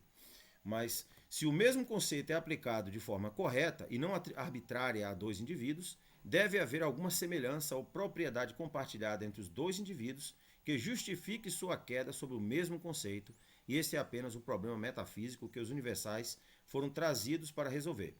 O ponto de partida de todo o problema, né, segundo MacLeod e Rubinstein, 2006, página 3º parágrafo. Se as semelhanças entre os indivíduos são afirmadas, o conceitualismo torna-se realismo moderado. Se forem negadas, desmonora o nominalismo. Então, o que nós vemos aqui é o seguinte, é que esses homens não entenderam uma coisa, que se eu disser assim, a humanidade não existe, quem existe são indivíduos, né? Tudo bem, e o que existem são indivíduos, de fato o que existe na natureza são indivíduos. Só que quando você para pensar naquilo que nós não observamos, naquilo em termos de essência que os filósofos disseram que nós possuímos em comum, né? Sentimentos que nós temos em comum, ânsias que nós temos em comum, a vontade de se alimentar, a necessidade de alimento, a necessidade de se vestir, a necessidade de obter acesso justo, né, a um sistema de vida, a uma sociedade.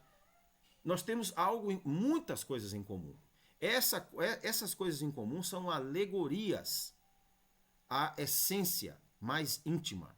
Aquilo que nós não observamos, aquilo que nós não temos conhecimento de primeira mão, nós usamos esses outros adjetivos, ou esses outros nomes, né, para fazer uma analogia.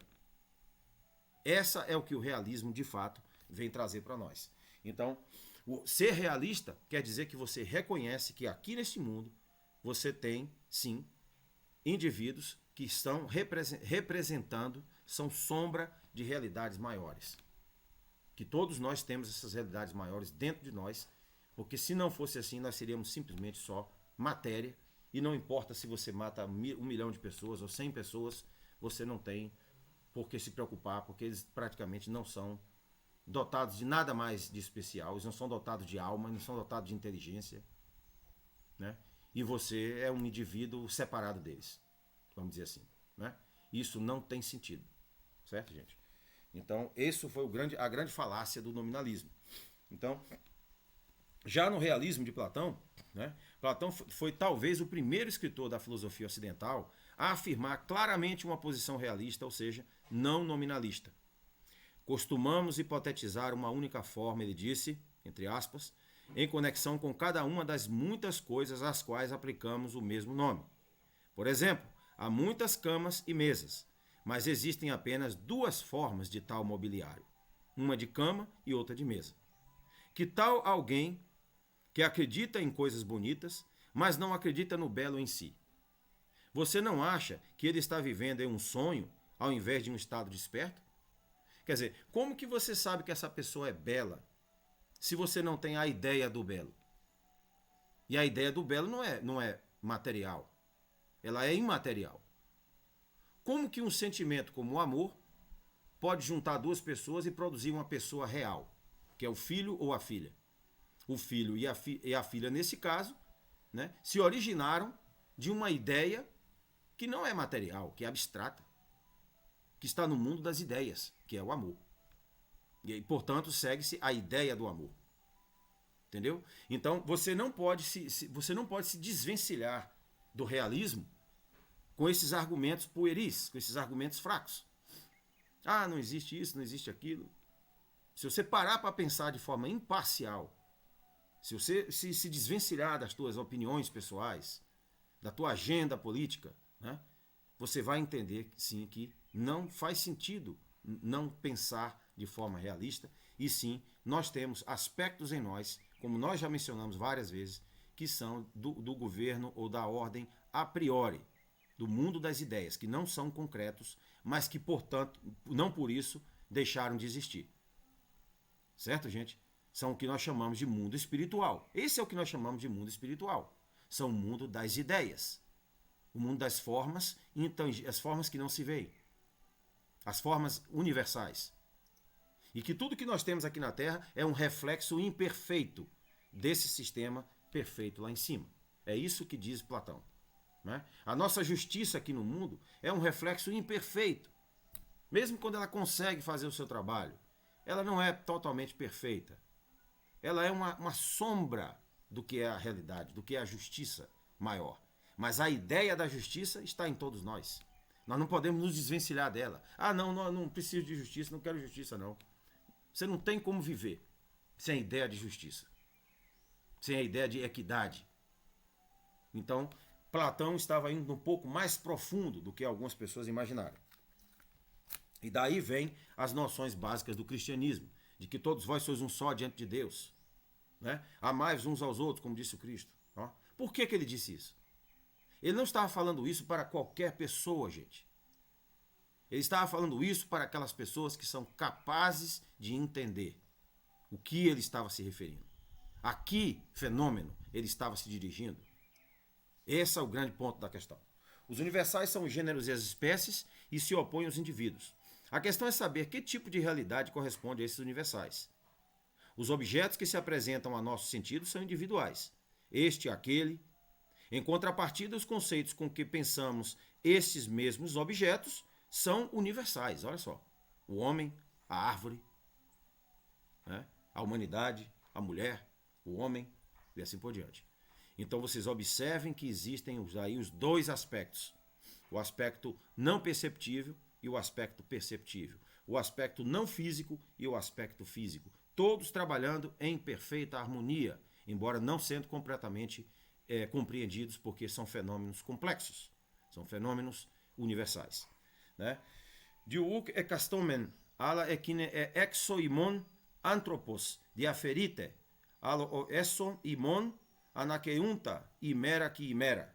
Então, em 2 Coríntios capítulo 4, versículo 16, Paulo pôde ter a coragem de dizer aos coríntios que estavam na Grécia e que, portanto, falavam grego, né, de que mesmo que o nosso homem externo, exoimon, anthropos, mesmo que o homem externo que somos, como homens, né, se desfizer, se deteriorar, se corromper, o homem que somos internamente é só, daqui que vem as palavras esotérico, exotérico. Tá vendo, gente? Tá dentro do Novo Testamento essas ideias, exo e eso. Então, aquele homem que somos externamente esteja se desfazendo, diafetirete, da onde vem a palavra diafiteria, né? Que isso é uma, vamos dizer assim, é uma degradação, uma corrupção, né, de um estado anterior. Mesmo que a gente esteja sendo degradado por fora, o homem que somos por fora está envelhecendo, está padecendo de doenças, de males. O homem que somos por dentro, está se renovando, imera que imera, dia a dia. Então vocês vejam como que os dois mundos vivem juntos. Ao passo que a aparência nossa física começa a envelhecer, começa a se deteriorar, o nosso homem interno está ao contrário, se renovando. São dois aspectos, né? São obversões. Né? É como uma moeda de duas faces. Então nós temos esses dois aspectos em nós, o homem externo e o homem interno. Nós temos a ideia e nós temos o real. Nós temos o a priori e nós temos o a posteriori. Nós temos o necessário e nós temos também o contingente. Tá bom, gente? Então vocês observam que ele está falando claramente aí que existe sim razões para otimismo. Tem algo mais em nós que não é só essa parte física. Essa parte se desfaz, essa parte se acaba. Ela não representa a nossa totalidade. Esta é a mensagem final. Aqui vocês observem que ele diz o seguinte: nascemos, crescemos, amadurecemos, envelhecemos. Mas nossa essência será sempre a mesma. A carregaremos até a morte. Aquilo que ele nos deu pertence ao nosso espírito e não ao nosso corpo. Então é por isso que Cristo dizia, né, mostrava tanto desprezo pelo corpo. Ele não levava o corpo como sendo a coisa mais importante. Né? Ele estava concentrado nas coisas do espírito, não nas coisas da carne. É isso que Paulo fala diversas vezes. Por quê? Porque não havia sentido, porque eles sabiam, eles estavam convencidos de que a carne é apenas um reflexo do nosso ser maior. Então, se você vê na nossa lógica, por exemplo, seria impossível, né, sem nós termos ideias de universais. Né? Você veja o quantificador universal, todos os homens, todo X, né, é assim, assim, assado. E nós temos o quantificador individual. Alguns homens são assim, algumas mulheres são assim, alguns casos se aplicam isso aqui, parará. Então nós temos aqui o universal e o individual. Nós não temos como raciocinar de forma lógica se nós nos desvencilharmos da ideia do universal, da ideia da ousia, da ideia da essência. Nós não temos como pensar, gente. Nós reduzimos a nós mesmos, né? Então é por isso, por esses quantificadores lógicos, que você pode falar: todo homem é corrupto. Alguns homens são corruptos. Você não teria como atribuir a todo homem nada de predicação, seja qual for a predicação que você quiser, né? Se você não tivesse o universal. Tá bom? Então nós temos, no nossa epistemologia grega, nós temos a ideia do necessário contingente, nós temos a ideia do sintético e do analítico. O sintético ele já revela o que ele é, na cara, de fato, né? Ele já se auto-explica, e o analítico é aquele que exige que você junte as evidências, junte os pontos para poder entender. Por isso que ele é chamado de analítico. Você tem o essencial e o acidental, você tem o transitivo e o intransitivo. Também na gramática, esses conceitos, se uma vez retirados, nós perderemos a capacidade de expressar o conceito de foricidade. O que é a foricidade na linguística? Né? É a capacidade de anáfora, catáfora e exófora. A anáfora é quando você usa o nome primeiro e depois você usa o pronome. Então o pronome faz o quê? Ele veicula aquele nome que você já usou, né? Ele estava jogando bola. O Paulo gosta de futebol. Então você sabe que o Paulo refere-se o pronome, ele refere-se ao nome que foi dado antes. Se você usa, por exemplo, o pronome primeiro, ele, e depois usa o nome, aí você tem uma catáfora. Ó. Se você tem o agente da ação como que ausente, não mencionado, você então tem uma exófora.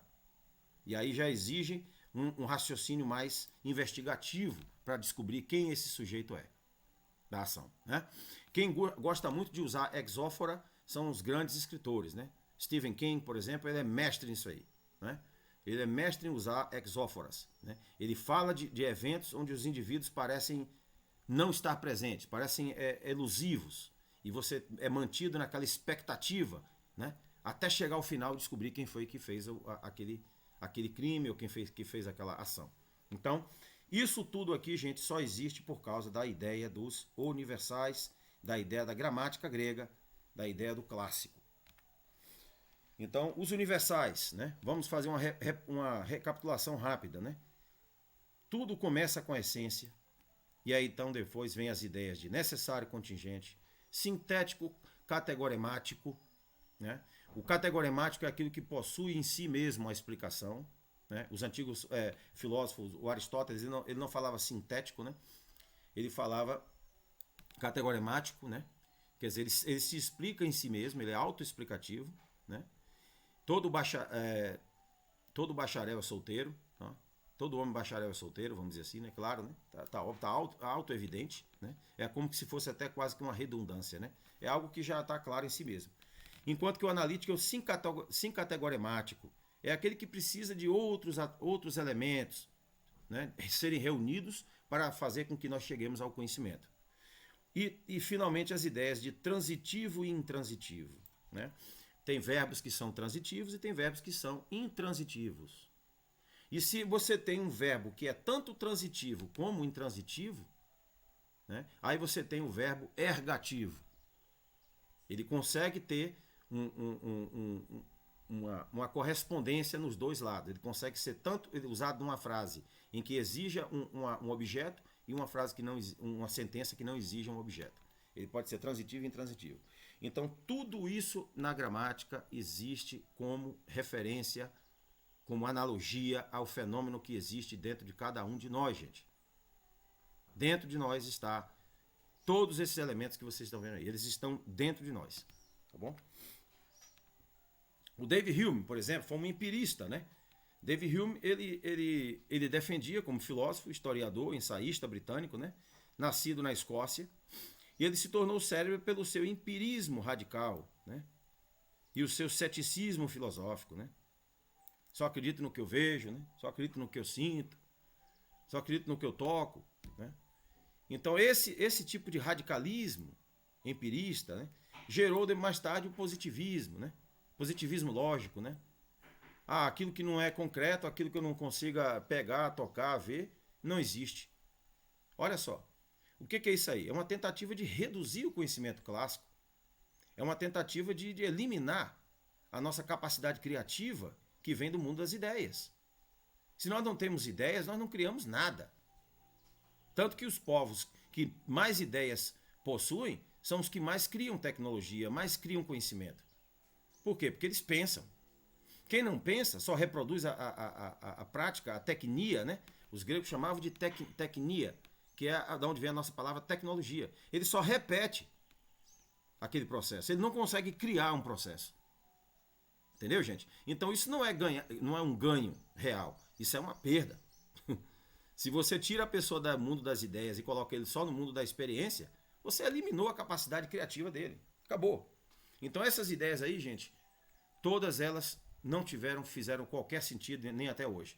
Rudolf Carnap, do Ciclo de Viena, aqui nós estamos no período da modernidade, em sua obra Empiricismo, Semântica e Ontologia, ele afirma o seguinte, olha só a contradição que esses homens são levados. Quando você não está falando a verdade, a consequência lógica é que você vai entrar em contradição, certo? Então vamos ver. Ele disse o seguinte, na página 18. It is therefore not correct to classify members of the Vienna Circle as nominalists, as sometimes done.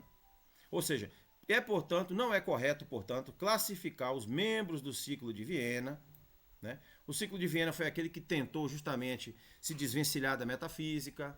Metafísica não existe, não existem fenômenos da alma, o homem é simplesmente uma construção puramente biológica, né? Pavlov e todos esses cientistas aí, eles achavam que você é simplesmente uma máquina biológica. Matou você, acabou, morreu, acabou, vai embora.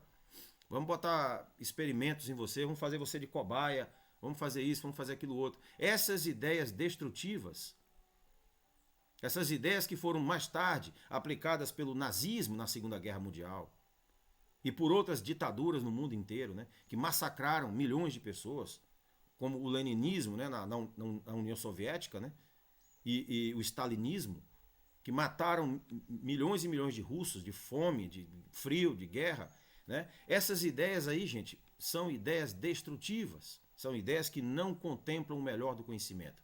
Então, esses homens aqui tentaram materializar o conhecimento grego, né? Se desvencilhar dos principais temas do cristianismo, da filosofia clássica, e materializar tudo. Reduzir o homem da sua condição de ser entidade racional, inteligente, para uma condição animalesca, vamos dizer assim, né? Reduzida. Então, ele disse isso na página 18. Já mais à frente, olha só. Logo na introdução de sua obra, ele defende o oposto. Olha só o que ele diz. Ele diz lá que não é correto chamar os membros de Viena de nominalistas, né? Alguns estavam dizendo, não, eles são nominalistas, eles estão ressuscitando o nominalismo. Quem entendeu realmente o objetivo do Ciclo de Viena, sabe que eles eram nominalistas. Eles estavam tentando materializar as coisas. Eles não estavam querendo reconhecer as nossas capacidades mais profundas, os nossos fenômenos que não têm explicação em termos humanos, né? Eles estavam tentando negar, não é isso? Então, ele mesmo reconhece, página 13, olha só o que ele diz. As far as possible, they, empiricists, como ele mesmo, try to avoid any reference to abstract entities and to restrict themselves to what is sometimes called a nominalistic language. Idiest, one not containing such references. Então olha só como é que se contradiz, gente. Ele diz que lá o ciclo de Viena, o Carnap e outros mais, não eram nominalistas, não era correto chamar eles de nominalista, não. Eles de forma alguma são nominalistas. Porque alguns que entendiam, que conheciam filosofia, identificaram logo. Só aqueles que não tinham conhecimento filosófico ficaram perdidos. Mas aqueles que conheciam, que tinham experiência, disseram, não, isso aí são nominalistas. Eles estão ressuscitando o antigo nominalismo da Idade Média. Né? Vamos negar que nós temos algo em comum, vamos negar que nós somos seres racionais, vamos negar que nós temos uma alma, uma capacidade divina dentro de nós, que tem que ser enrijecida, que tem que ser trabalhada. Vamos negar tudo isso aí, né? Não existe vida após a morte, nós somos só matéria, e aí vai, né? A matemática vai explicar tudo. Ó, olha só o papo. E aí logo depois, na página 13, né? Logo antes, ele fala, na introdução, ele fala que até quando é possível, eles, os empiricistas, né, tentam evitar qualquer referência a entidades abstratas, ó, e a restringir-se ao que é algumas vezes chamado de linguagem nominalística. Olha só. Não, uma que não contenha tais referências. Só que se você tivesse lá presente, como estava presente o Kurt Gödel, um dos maiores matemáticos lógicos, né, desde Aristóteles, né, austríaco, ele estava lá caladinho, tirando as notas dele, tentando fazer sentido do que esses homens estavam dizendo. Se você perguntasse a ele, aqui ao Carnap, vem cá, Carnap, a matemática ela é abstrata ou ela é concreta? Você encontra números na natureza, Carnap?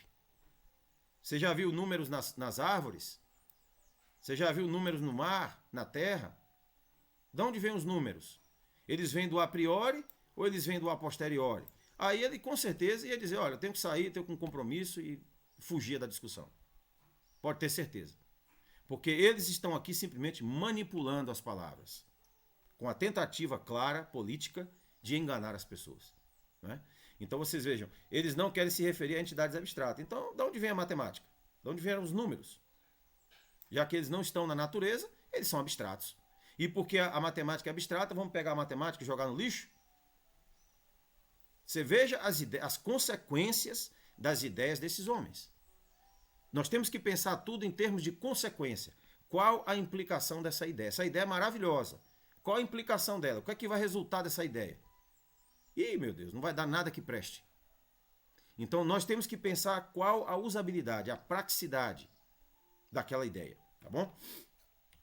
Então, o ciclo de Viena e a escola de Frankfurt, defesa do materialismo e rejeição da metafísica, a aplicação do materialismo ao plano político. Quer dizer, esses homens vieram preparar o terreno, né? O ciclo de Viena, e a escola de Frankfurt aproveitou essa oportunidade para aplicar ao plano político. Certo, gente? Aplicar ao plano político. Não existe espírito, não existe nada. Vamos consumir, vamos comprar, vamos trabalhar, né? Vamos servir e vamos. Acabou. Vamos consumir. Não tem mais nada. A vida não tem sentido. Ó. Então, esse período aqui foi o período que mais provocou desordens psíquicas no mundo. Depressão, falta de perspectiva de vida. Por quê? Porque eles estão tirando de você de forma agressiva algo que está dentro de você e não pode ser tirado. Aquilo vai reverberar, aquilo vai ter um efeito. Eu não posso fazer isso com você, não posso fazer isso comigo, certo? Sem o risco de pagar um preço. Então, o Bertrand Russell, né, com a Princípio Matemática, que dizia que a matemática ia provar tudo, mas que ele não acreditava em seres abstratos. E, no entanto, mais uma vez, como é que você vai usar a matemática que é abstrata para explicar coisas que você não acredita que existem? Quer dizer, é uma autocontradição. A obra já nasceu fadada ao fracasso. E de fato foi, porque o Kurt Gödel, ele fez uma crítica a Princípio Matemática, né, e simplesmente acabou com 20 anos de trabalho, tanto do Whitehead quanto do Russell, né? O Kurt Gödel, como método de numeração de Gödel era novo, né, e para evitar qualquer ambiguidade, ele apresentou uma lista de 45 definições formais explícitas de funções e relações recursivas. Inclusive foi este grande homem aqui que criou o sistema de recursão, o sistema recursivo, que é usado hoje na programação de sistema, programação de software, criação de sistemas operacionais e assim por diante. Sistema recursivo. Tá vendo? É um sistema que está constantemente recorrendo aos seus recursos, fazendo uma recursão dentro de si mesmo, conferindo, né? Fazendo conferência dentro de si mesmo. É um sistema inteligente. Então, as recursões primitivas, usadas para manipular e testar números de Gödel, ele os usou para dar uma definição explícita de uma fórmula, que é verdadeira se e somente se x é o número de Gödel, de uma sentença φ, e existe um número natural, que é o número de Gödel, de uma prova de φ. O nome desta fórmula deriva de Beweis, em alemão, que é a palavra alemã para prova. Certo? Então ele criou o sistema recursivo, o sistema que checava a autenticidade das coisas, que checava dentro de si mesmo, ele fazia uma auto-checagem, né? Então a primeira coisa que Gödel fez foi o seguinte: eu estou mentindo. Ele pegou essa frase, eu estou mentindo. Como que eu posso dizer que eu estou mentindo ou não? Quem pode verificar isso? Sou eu mesmo? Não. É uma pessoa de fora. É uma pessoa que não seja eu mesmo, que possa verificar, que tenha a capacidade de verificar isso. Então ele começou com essa proposição. E daí ele criou essa obra aqui, ó. E ele colocou o título de On Formally Undecidable Propositions of Principia Mathematica and Related Systems. Então ele disse que o critério que Bertrand Russell estava usando de se desvencilhar de entidades abstratas não tinha sentido. Porque para todo sistema que você cria, você vai ter que recorrer a um sistema que está fora dele, certo? Que, portanto, não é diretamente relacionado a ele, que é um sistema metafísico, é um sistema abstrato, para tentar, então, explicar esse sistema aqui. Você não pode viver sem ideias. E as ideias são abstratas. Tá bom? Então é isso que basicamente ele está querendo dizer aqui. Então ele fez uma crítica à princípio matemática. E ainda tem pessoas hoje que acham que o Bertrand Russell era um grande filósofo. Este aqui foi um dos maiores, Kurt Gödel. Só que raramente nós vemos falar sobre ele nas universidades, nas academias, né? Toda prova pressupõe algo metafísico, né? Então um livro de geometria, por exemplo, ele contém aqui dentro de si referências a algo imaterial, suposto como base para o feito. Ele recorre sempre a ideias, a fim de justificar as suas proposições, as suas teorias ou teoremas, né? Que a teoria é aquilo que não está provado, né? A maioria das pessoas não tem a mínima ideia de que quando se diz a teoria da evolução, a evolução é uma teoria, você não está provado nada. Quando ele passa a ser provado, quando ele passa a ser demonstrável, verificável, aí ele torna-se um teorema, que vem da palavra theos, que em grego é Deus. Do universal para o particular e do particular para o universal. Então é necessário que haja esta relação entre os dois universos, de particular e universal, a fim de que nós possamos construir qualquer tipo de sistema, qualquer tipo de conhecimento. Sem isso aqui, sem essa relação aqui, metafísica, nada se faz. Na teoria da computabilidade, um conjunto de números naturais é chamado recursivo, computável ou decidível, se existe um algoritmo que determina após uma quantidade finita de tempo e decide corretamente se um número pertence ou não ao conjunto. Ó.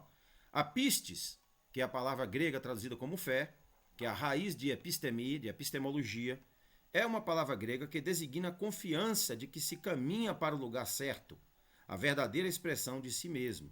Então a pistis é o princípio de todas as coisas. Se você não tem a pistis, se você não tem a fé de que, olha, se eu colocar um carro sobre 4 rodas, ele vai se locomover?